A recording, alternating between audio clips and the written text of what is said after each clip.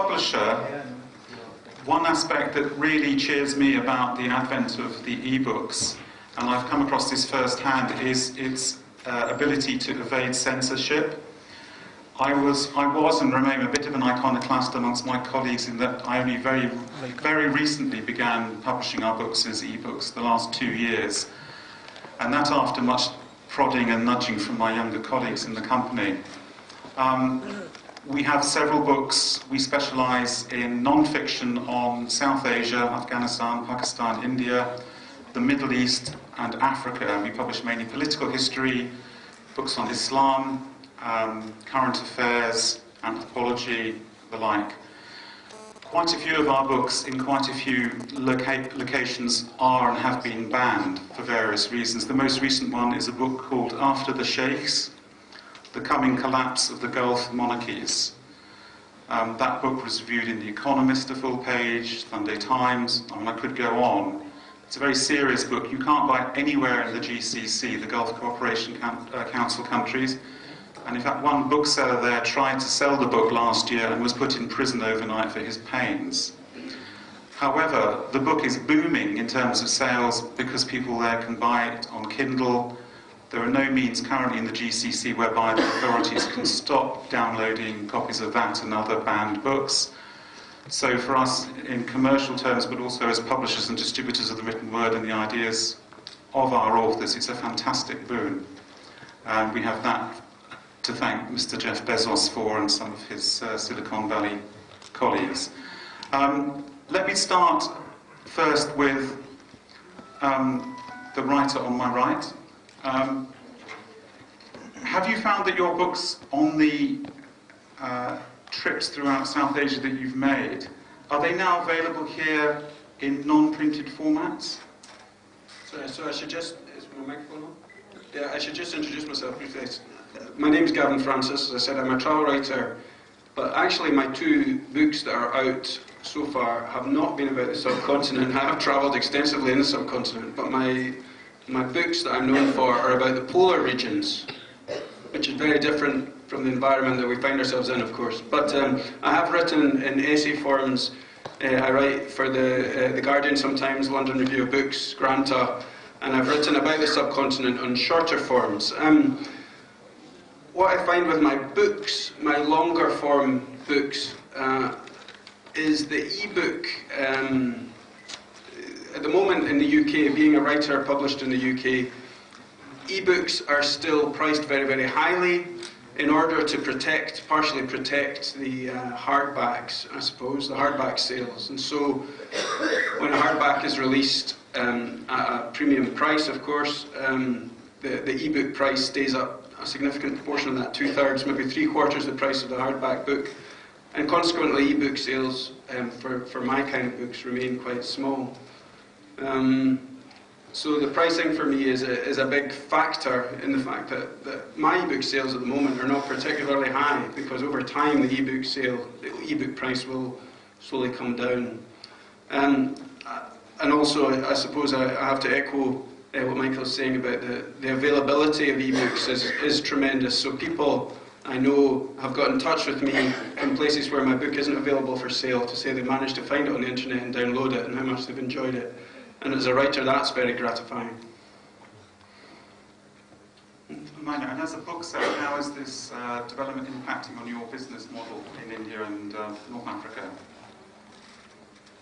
Well, that's an often asked question, and I'll just reply it in brief that we have invested heavily in new bookstores in India, the latest being in Delhi, and we do believe that there is a bright future for books, especially I speak for India, because books are a great facilitator of aspirations. While the digital deluge may have hit us quite hard in India, I think the bottom 1/3 have no access yet to that, and in fact illiteracy still prevails. So this is the segment of society that is going to move into reading, into climbing the ladder, and books are the most reasonably priced tool for this. So we in India do believe that there is still a great future for books. Yes, the format of bookstores may change. We may include various different tools of reading, but I do believe that the way you connect with a book on a written page as opposed to the way you connect with a book on the screen, there is a subtle difference. And there will always be place for both. There'll always be a place for both. Well, let's certainly hope so. And John, from your experience working with a major publisher of books and other materials with a pay gateway for the last several years, as a global media company with book publishing interests, I'm not asking you to speak on behalf of the holding company, but on behalf of the FT, were there fairly highly charged debates within the newspaper about the ethics of putting the paywall in, irrespective of the business model in terms of allowing people to read your newspaper, especially in countries where other sources of information are harder to access? Or was the thought that putting it online, even with a paywall, would broaden the reach in the way that we've been talking about in the case of books? Thank you. I can't. The parent company of the Financial Times that Michael referred to is Pearson, the educational publisher, which publishes educational books in a number of countries around the world. I can't speak on behalf of Pearson, but I'll speak briefly on behalf of myself. I'm a writer. I grew up in newspapers and I'm still a newspaper journalist. I'm also an author. I've written a couple of books, including a fiction book, a novel called The Fatal Debt, which is a thriller set on Wall Street. I encourage you to buy it, but unfortunately you can't buy it in the bookstore at the moment out there, but look online.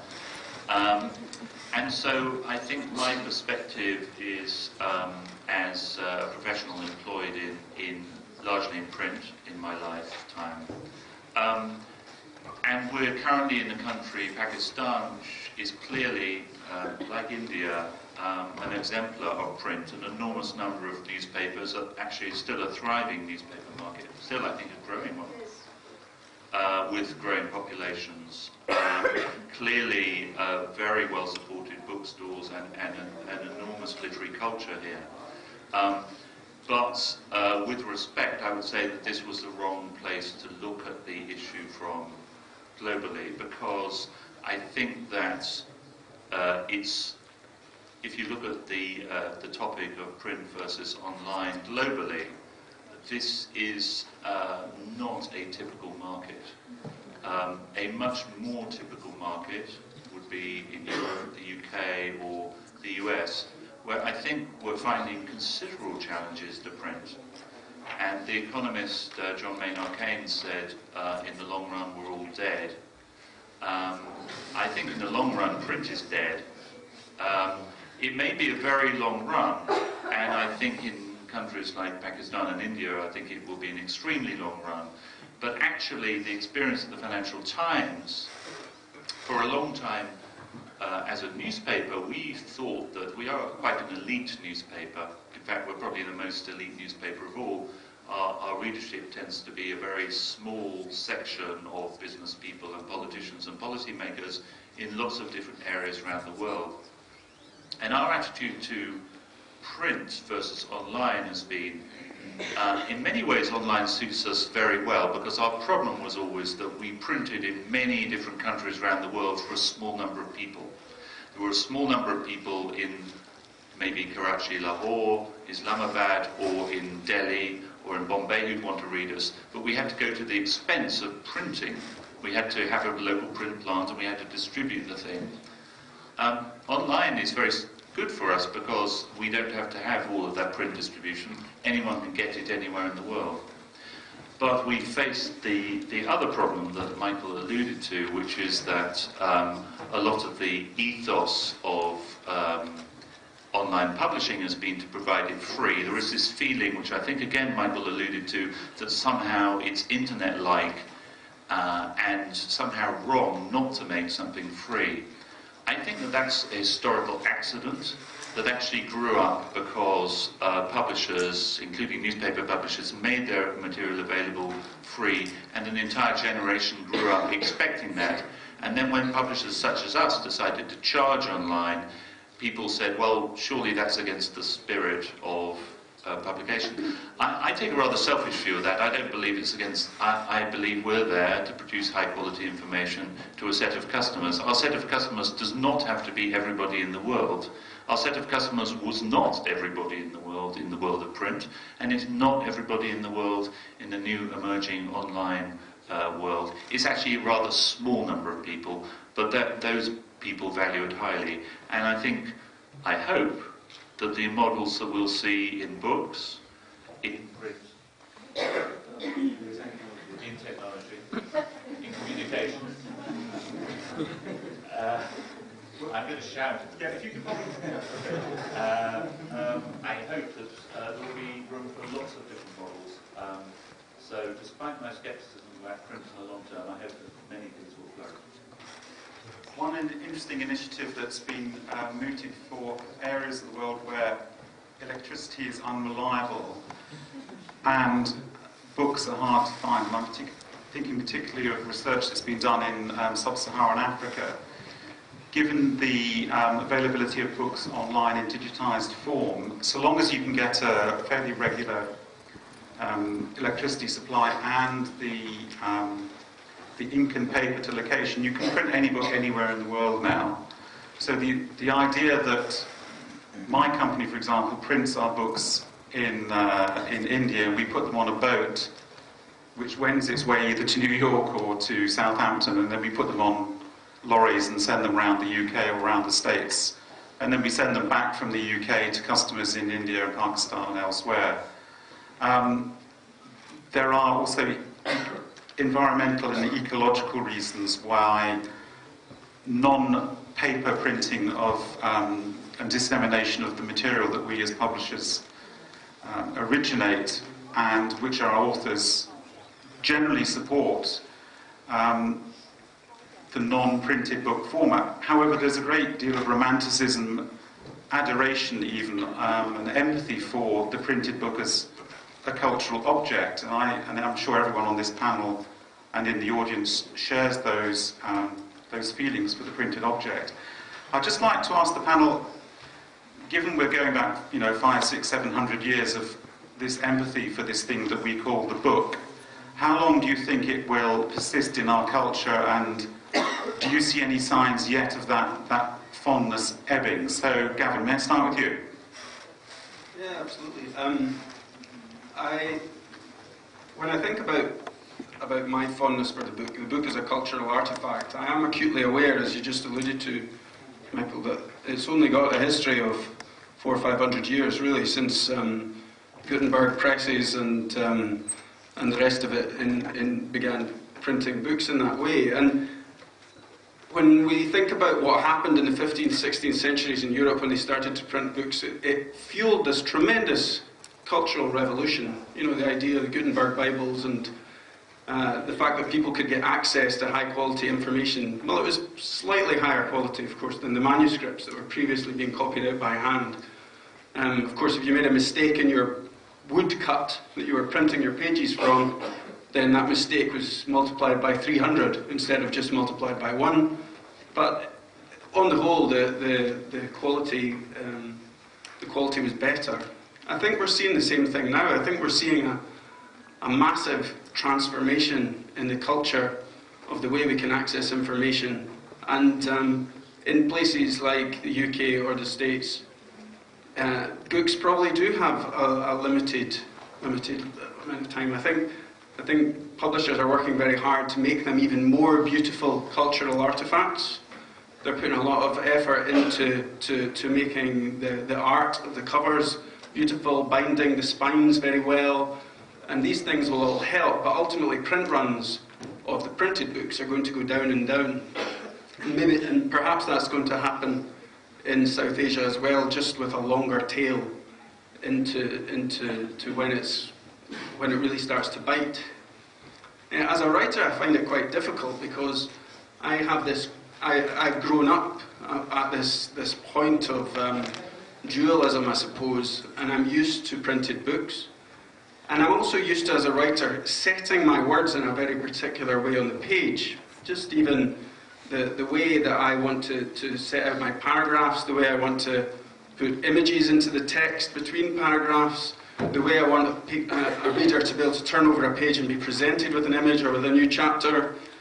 All that is gone now. You know, I don't have a copy of my own books on a Kindle, but I did have a look at my own books on Amazon, and I was horrified. Because I thought, that's not what it's meant to be like. You're not supposed to have the epigraph as wide as the text of the main page. You're not supposed to have the picture there, you know, because you lose all authorial control over the format of the book that you've prepared. And that's just maybe something we're going to have to accept. If I want people living in countries where they don't get access to my book, it's published by Chatto & Windus in the UK, and by Counterpoint in the States, and Dumont in Germany. But if you're outside those countries, you're not going to get access to my books. So sometimes people will get in touch with me and say, oh, it's great, I downloaded it. And I just have to be happy about that and accept that they saw it with this weird epigraph and the pictures in all the wrong places. So I have that very mixed feeling, and ultimately, like John, I think it's going to go, and I just have to accept that and accept the greater potential audience for the lack of the aesthetics of the preparation of the book. I also have this sense that essentially when I read things on a screen, that's what I do when I'm working or researching. And things on screens are information, whereas when I want to read literature, when I want to be moved by literature, when I want to imagine other worlds, and I want to be more leisurely about the way I read, I much, much, much prefer to do it in print. You know, whether that's shaking out the FT or the London Review of Books, or whether it's with a hardback book in my hand. So I think as well that as these things gradually go, I'm just going to have to accept those sorts of pleasures will have to go, and hopefully the screens will get better. I mean, I still think even the very advanced Kindles are not a pleasant experience to read. There's this strange pixelation that happens when you turn the page. They're still mostly pretty small, but that'll change. They'll get more beautiful as time goes on. I've just got one last point to make about this idea of information versus literature, in that if you're an author and you're trying to create a world or an inhabited space for a reader to move through, there's something very, very distracting about all the hyperlinks that are possible through text. And they are wonderful. You know, when I'm reading it, it's impossible for me now to read an article on the Guardian website without clicking to about 5 different places all the way through it, because every third line there's a word in blue, and you wonder, oh, I wonder what that goes to. And so you click on it, and suddenly you're on some other completely different website, and before you know it, you're reading a different 2,000-word essay, and then you think, why was I on this page? So it's very, very distracting, but it's part of that whole world where we're just being enmeshed in this kind of network web of different competing sources of information, and we gain a lot from that, but we also lose something. We lose a quality of attention, which is a great loss. Maina? I agree entirely with Gavin, and I think the operative word is mixed feelings. Mixed feelings because you know that change is very imminent, and you also want to cherish the books that you have, been introduced to, that you've grown up with. As a person who's been in a bookstore actively for 15 years, I often watch the customers. I see their degree of passion. I see their choices they make for their books. I see the suggestions they make, and often a lot of complaints. But there is always that connect with the physical object. You know, it's wonderful to see people just lose themselves on the shelves, and I think that's the way you connect with the author in a book. As Gavin was saying, that when you want to read good literature, you prefer to read with a book in your hand. And the way you connect with the same thing on the screen is quite different. Having said that, I don't deny that things are changing and changing fast. But in India, where we have, say, I think over 120 languages, here we are talking of books being read, I think, largely in English. But at every step, there's a learning process. It has to start from the very bottom. And we have a very rich literature in regional languages. So the availability of all that on the net is still very, very distant. It's there, but it's still distant. So in our country, in India, I think there's such a high level of aspiration. Just being able to speak English is so valued that people are going to learn first to read English, then to buy books and read simple books in English, and then to move on. Of course, if it was like the cell phone technology, by now it would have gone, viral. But I think personally and as a business model for our company, we are investing in bookstores, new bookstores, quite expensive bookstores, and we believe there's a very good future still in this part of the country, and also in Pakistan, I would imagine, for print to remain for a long, long time. And having said that, I am all for new technology when it arrives and when readers take to it across all economic strata. It's interesting what Gavin had to say, because I read books, both physical books. I buy physical books. I also have a Kindle, which I read books on quite a lot. One of the great things about a Kindle is that if a book is very long and heavy, you can carry it on the Kindle more lightly. But my experience, I should share my experience of reading Daniel Deronda by George Eliot, which I brought on my Kindle because it's a long book. And I had exactly that sense of a strange sense. In the edition of Daniel Deronda there's a number of footnotes, and if you press on the Kindle, it has a little number. As you're reading it, you press the footnote, and it takes you to the footnote at the back. So you turn to it turns you like a hyperlink to a different page. And for some reason, just as you were mentioning, when you press the number to go back to where you were, it returns you to the top of a page, as if when you press the button to leave that page, you're in the middle. And when it returns you at the top of the page. It's a weird little quirk. But it's very unsettling, because you thought, well, hold on a minute, I was in the middle of that page, and now I'm at the top of it. What's happened? The other hopeful thing I would say about the Kindle is the other book, which, having finished Daniel Deronda, I was thinking, well, what will I read? And since we were driving around Lahore and went to the Lahore Museum, I thought I'll read Kim by Rudyard Kipling, because I've never read it. And of course, I could simply buy it. I sat down in my hotel room and bought it and started reading it. And so, in some ways, it's hopeful. It means that if you feel like reading a book, you can instantly get one. I should say, finally, that some of the Punjabi phrases in Kim appear in the text underlined. And the first time I saw them, I pressed on it, expecting it to be a footnote, and in fact, it was just an italic, so nothing happened. So I was rather shocked by that. I feel, funnily enough, compared with newspapers, that print books can exist for a longer period. I think print newspapers are essentially an advertising medium, and I think that the category of print advertising is very threatened. Print books are bought by the reader. There's no advertising support. And I think if the reader chooses to read in that form, because the reader finds that a more comfortable and engaging experience, which I think many of them will do for some time, then it will carry on. My concern is not really the competition between online and books as in their appeal to the reader, because I think the two of them can coexist. My concern is the underlying economics of the business, because what is happening with the dominance of Amazon in the online world is that Amazon is using books and using the pricing of books to price them cheaply for a number of reasons. Firstly, to reinforce its own dominance. It can undercut everybody else.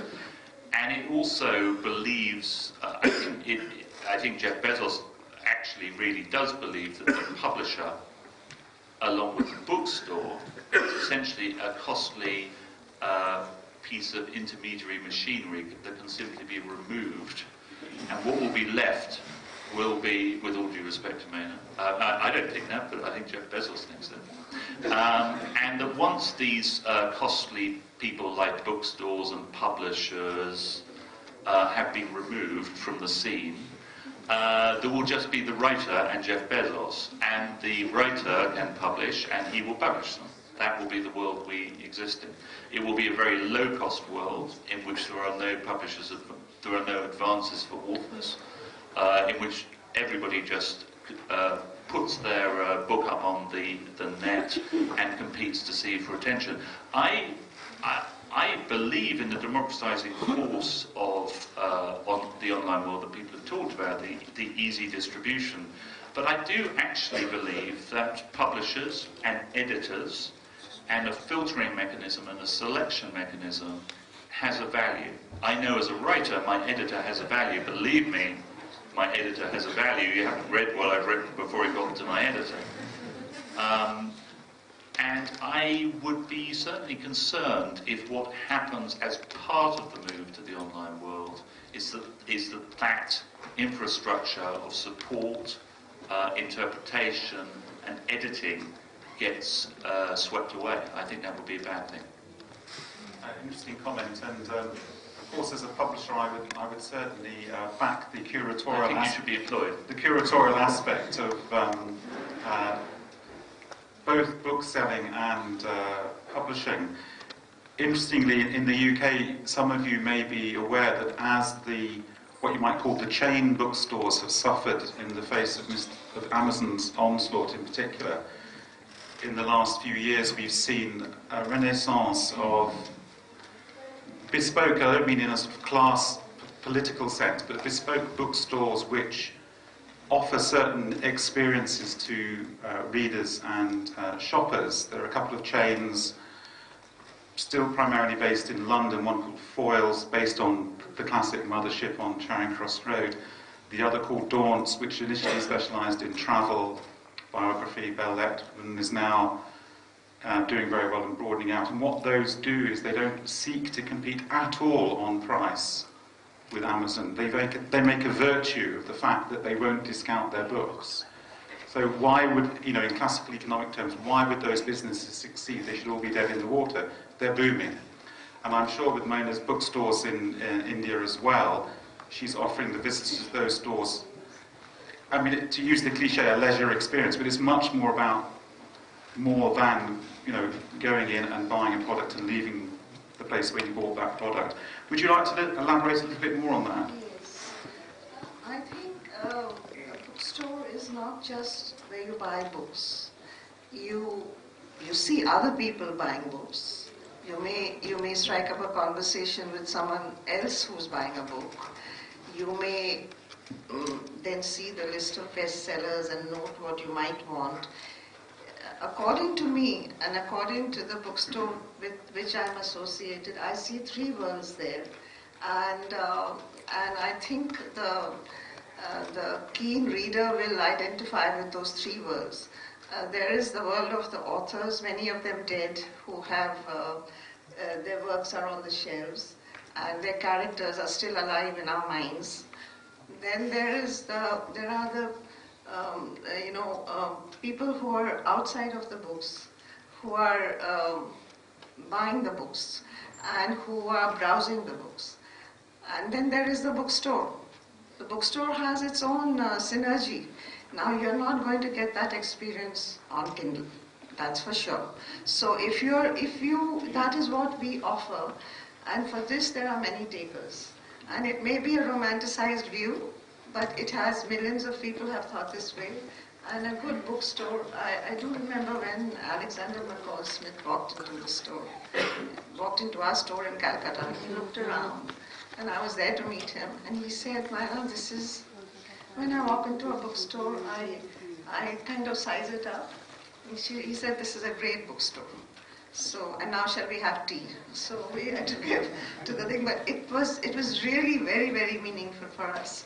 So I think it's the experience of browsing books, buying books in the company of other similar-minded people, and in an ambience which is, which is something you delight in. There's something to be said for that, which you cannot say for the Kindle. Not that I have a Kindle, but I don't read on it. But the thing is that a book is a book. But an economist would say you're providing a service for which you're not charging. That somebody will walk into a bookstore, they will benefit from the leisure experience, they will benefit from seeing what other people are, they will benefit from your curatorial expertise, and then they will walk straight out of your bookstore and they will go and buy it online cheaper. And now that I think that I'm glad to see, I think that in thriving bookstores, I'm sure including your own in this country, that happens less. But believe me, it's happening in the UK and it's happening in the US. And if you go to a large branch of, say, Barnes & Noble in the US, you can see that these large, what they used to call category killer bookstores are in decline. And I read a suggestion the other day, and it seems to me that that's a very sad thing, because you are actually providing a very valuable service that people do value. But the difficulty is that they don't actually have to pay for it. They used to have to pay for it because that was the only place you could get a book. And I read something the other day, somebody suggested that bookstores should charge people for entry because they were providing a service. And I wonder, you referred to a bookstore being more than a book, but I just wonder if there are other ways in which one can sort of reinforce the value of the bookstore or broaden it. Well, as you did introduce me that we started this festival in Calcutta, we are the only festival that really stems out of the bookstore. We deal with books, with authors and publishers 365 days a year. And we have, throughout the year we have literary events, we have book readings, book launches. We try to do as much as we can for the book lover. True, people would like footfalls to generate sales. But then we say, okay, the event now, and sales later, because you never know. A person may walk into the bookstore, not buy a book that day, but be, want to revisit the store because, I'm not saying that it's a surefire thing or that there will be huge profits, but there will be something, and I suppose it's the ownership of the bookstore. If they feel strongly about this aspect, then... Gavin, would you like to come in? Well, certainly something that I see in the UK is that there's been an explosion in terms of how keen bookshops are to get authors in to do events, and the popularity of literary festivals themselves have been enormous, and they seem to be accelerating. There's about, I live in Scotland, which has got a population only of about 5 million. Which is, a pretty small population, and there are 40 literary festivals in Scotland. So, as an example of how much people are desperate to do things like this, engage with people in publishing and people who are writing, and I think it's transforming. I also wanted to come in just on a point John was making earlier about as this sort of digital world evolves that we'll have access to, there are a lot of alternatives to Kindle. There are people, you could go onto the website of the publisher directly and download an ebook from there, and it made me smile when you said you went and bought Kim, because as an author, I am glad that I'm protected by copyright law. In the UK, it might be considered a bit excessive. You're protected for 70 years after you're dead. So, for 70 years after I'm dead, my books will still be in copyright. But for many of the books I want to read, the authors were dead well more than 70 years ago. And in that case, just go to Gutenberg.org. And Gutenberg.org is the most fabulous website where you will find Kim, etc. to download for free in any format you like. You can download it in Kindle, or you can download it in HTML, or download it for any of the e-readers. So I would recommend, as this digital revolution explodes, thinking about some of the alternatives to reading e-books that are out there. Thanks. I'd just like to turn the discussion slightly now to form, born of my own experience as a publisher. Lately, talking the last year or two, I've had some authors, mostly from the journalistic fraternity, but academics too, asking me, well, you know these e-books? Yes. Do I have to write a whole book? Excuse me? Well, you know, they say, I could just write an article and you could publish that, maybe 10, 20 pages about something in the news, or a beef I have with another scholar, or I want to write a very short biography of a place that won't merit a book of its own, or somebody came to me and said, I'd love to write a short thing for you about a district of a city, and I know you won't want to publish it. That is just the response of the writing community to the technology they're presented with. A friend of mine runs a great little publisher in Chicago, and what he's done from the outset, he abandoned print about 4 years ago, and he commissions non-fiction.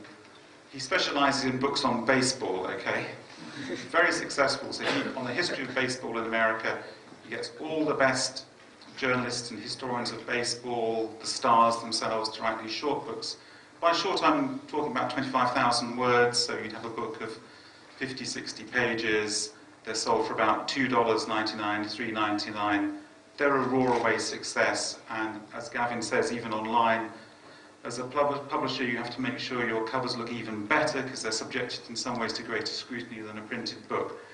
Would you each like to comment on the effect of this phenomenon on the form of the printed word? And I'm thinking especially of the classic ways in which we all expect a novel to be, in terms of the way it's put together, the structure of the chapters, the length, and a lot of that is born from very mundane reasons, such as the length of a printed section.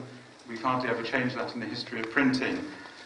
Is this disaggregation of the model of the book going to affect the way that writers not only write, but the way they think about writing? Gavin, would you like to kick off? Absolutely. I think the feedback I get from publishers is very much that now more than ever, they are not so interested in publishing short books unless you're an extremely successful household name author. Short books are much less popular because they've gone to all the investment of editing and preparing and formatting and printing your book. They want it to be a substantial piece of work, and the possibilities opened up by e-book publishing in that sense are phenomenal, because people may want to contribute all sorts of lengths of things. So what I'm wondering is what it will do to the energy and the dynamism of the writing community. As Michael suggested, we might see new kinds of forms that are evolving. I mean, all right, Zadie Smith had a very popular, very short novel that was put into print last year that did very well. And then, obviously, Zadie Smith's going to sell a lot of books, whatever she writes. But I had the sense that there's this move towards being a bit more playful, a bit more creative with the forms that we can put out. It used to be that a writer would have to have a series of these to put together into a book before it would actually come out. But now we can do that. Also, we're seeing it in long-form journalism as well. I mean, there are more and more 10, 15, 20,000 word articles out there. And I don't know if there's a 25,000 word essay up on the LRB website today. Yeah. So, I mean, this is just an extraordinary development, really, that is fueled by this fabulous technology. The same technology that's fueling Wikipedia, where you've just got a limitless space that's out there, and you don't need to worry about cutting down trees. I don't know if I could really contribute to this subject in a meaningful way, but I do feel that there will be a change, a substantial change in the way things are presented on online. But several decades ago, there were audiobooks. Of course, they did not make this kind of discussion. But there are bound to be different ways in which new formats will be adopted and technology will determine that. Yes, I should say, Gavin mentioned there's a piece by Andrew O'Hagan about writing, it's actually an article about writing a book, which is published in the London Review of Books, and I was reading it this morning on my smartphone because somebody mentioned it on Twitter. You laugh, but it's 25,000 words. That's quite a lot to read. In fact, the battery ran out halfway through. Which is the main problem. Which is the main problem. But I should say that it's interesting. I mean, what is that? Is it an article? Is it I was reading it on a phone. It's an article about writing a book. And I have direct experience of this, actually. I was minding my own business a couple of years ago, and Penguin publisher I know rang up and he said, do you want to write an e-book called How to Be a Rogue Trader? And I'd previously written a book, a full-length book about the collapse of Barings Bank and Nick Leeson, so I knew something about it. And I thought, he said, we're not going to pay you any money, but you can have a share of the royalties. What do you think? So I thought, well, this is a brave new world, why not? And can I ask what royalty share they proposed? Very interesting question. Sorry, this is, of course, the writers are the most interested in what the royalty share was. But this is a very interesting question. They proposed 25%. I said, that's ridiculous. I said to my agent, that's ridiculous. I'm going to do all the work. They're not going to edit the thing. They're not paying me in advance. And they want 75% of the money. And she said, well, yes, but you know, you have to be very careful with these publishers. They're very upset about the new world of e-books. We have to ease them into it gradually. And I said, come on, I want 50%. She said, well, next time. So anyway, they gave me 25%. I wrote this thing, and it was 15,000 words long. It's shorter than Andrew O'Hagan's article. But I called it a book. It had a cover. I had a party. And I go around saying I wrote a book. I mean, so I didn't get very much money from it. The 25% didn't add up to much. I think the short answer, that was a long answer, the short answer is yes, of course. There will be all sorts of new forms, I think, of both journalism and fiction, because the old constraint of the print cycle will have gone away. But authors like to get paid, and I'm not sure just because there's all sorts of new things you can do, and publishers ring you up and say, would you like to do them? I'm not going to pay you any money, you're inclined to do it. I should say that I've been, since then, 2 publishers have proposed various e-books to me, including one the other day, and I said, no thank you. Well, before we get on, we don't have time, unfortunately, to talk about virtual book launches, let alone virtual literary festivals, which I'm sure is the next step. You know, we all gather around a camera somewhere. We have got about 15 minutes for Q&A, so if the festival team would like to take the microphone around, and we're happy to take questions. Just keep them brief and to the point, please. Lady there, the front right of the stage. Thank you. This is a bit creepy, a bit Orwellian. Will the day come when you can't safeguard the integrity of the spoken word? Panelists? Things can be changed. Do you mean in the sense, sorry, do you mean in the sense that when everything's up online we can constantly redact it? No, I'm thinking of something sinister, Orwellian. Can you elaborate? I don't know which way the world's going. I'm not bizarre, I'm just Orwellian. I'm thinking that ideas can be put out there for the masses to latch on to, and it's not at all what an author said, but now suddenly an author supports that particular regime's idea. And so you see, he said it, but actually he didn't, because it's been changed. Because it's all up in cyberspace, isn't it? It's easy to change. I do think there's an interesting question about the master text, because books are entering the world that journalism has entered. In the old days, as a journalist, if I got something wrong and we had to print a correction, I was very, that was a bad thing. It was good to correct it if it was wrong, but I felt ashamed that I got something wrong. They had to put a note in the paper the next day. If I discovered 5 minutes after it went to press that it was wrong, there was nothing I could do about it. I just had to sit with it. Now, in the world of online journalism, they say, oh, well, we'll just change the text. But that raises a very interesting question. I mean, Winston Smith's job in 1984 was to rewrite history, literally, word by word. And it does, I think, raise an interesting question about whether or not there will ever be an absolute text, or whether every text will endlessly become revised. Well, hasn't it always been thus, I suppose, is my question. And mostly I see the possibility of editing mistakes like that as a good thing. And what we'll find is that people will end up gravitating towards very reliable sources of information behind paywalls, perhaps like the FT website, as opposed to the deluge of poor information. I'm, as well as writing books, I work part-time as a medical doctor, and often people come to me and they say, oh, you're going to give me a hard time because I've been looking this up on the internet. And I always say, well, I'm not going to give you a hard time at all. It's wonderful that you're going to look it up on the internet. Go and look at it all you like.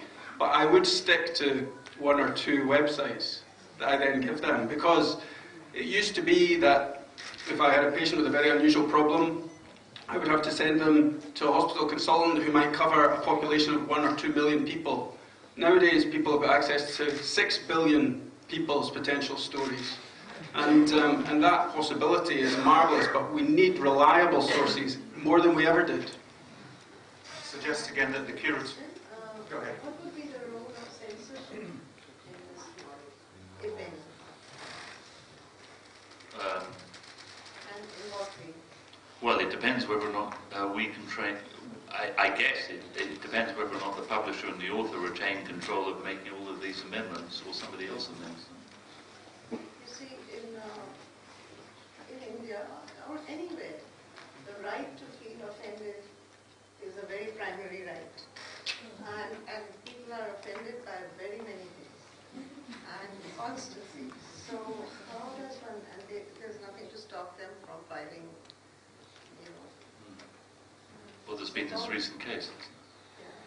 So then that's one area where there might be some... Well, yes, and I have the rather old-fashioned view that the appropriate answer to the statement, I'm offended by what you say, is so what?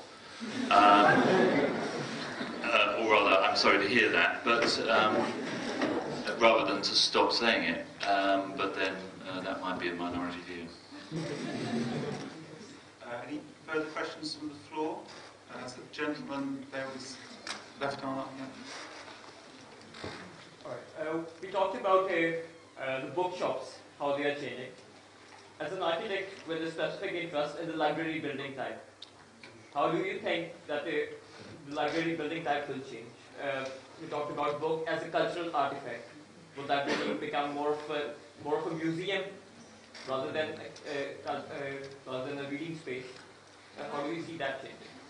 Well, the format of a bookstore is all set to change and be more inclusive of both the written word in the book and the online things. So I think that change is going to happen, and the only question is how can it happen in the most profitable way? Because bookstore owners do have to make profits, and some profit. And we are looking at that. We have soon a model will emerge in most of India and Pakistan where bookstores will remain, but in a different format. That's my opinion.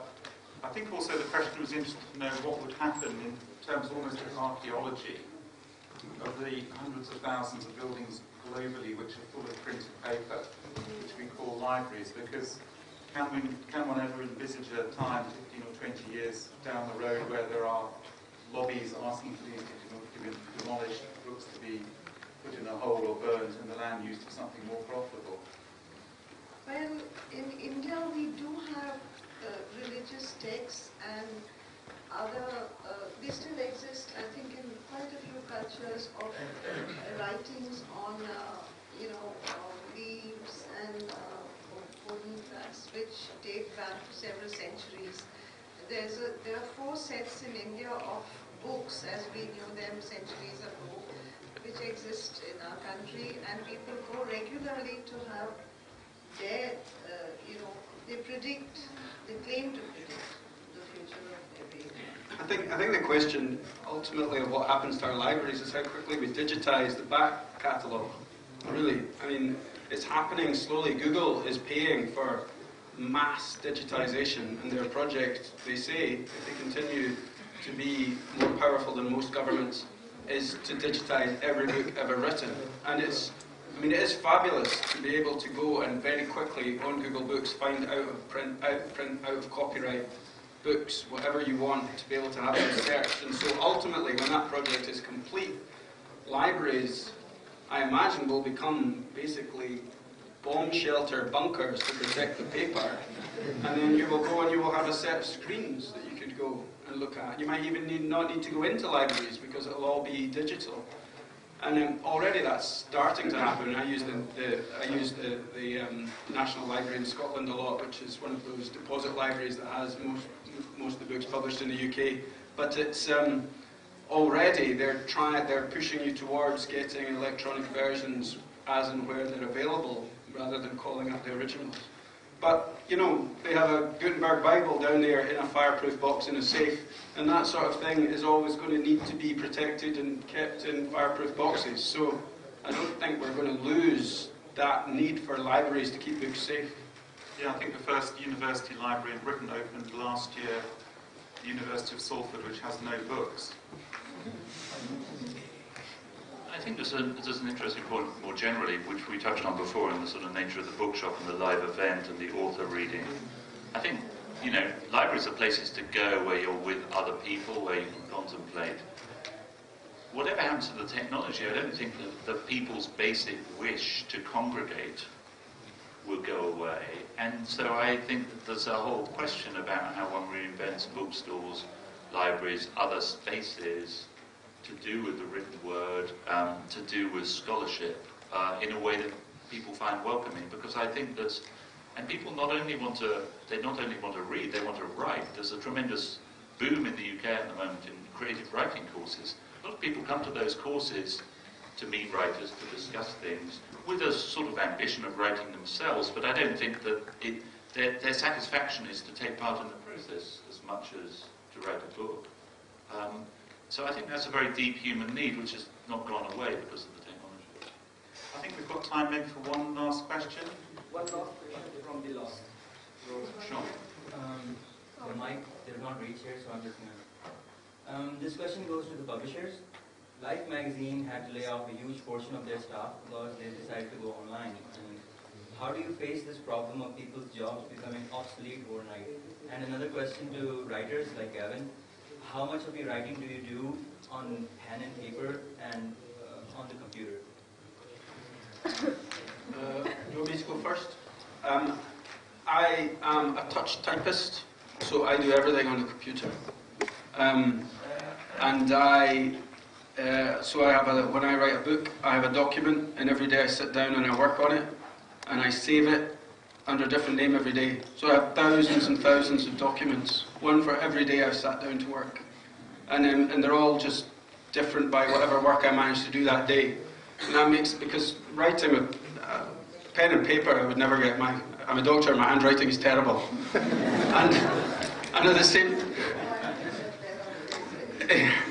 same time, typewriters, and the days when you would have thousands of pieces of paper spread out all the living room floor. My living room isn't big enough.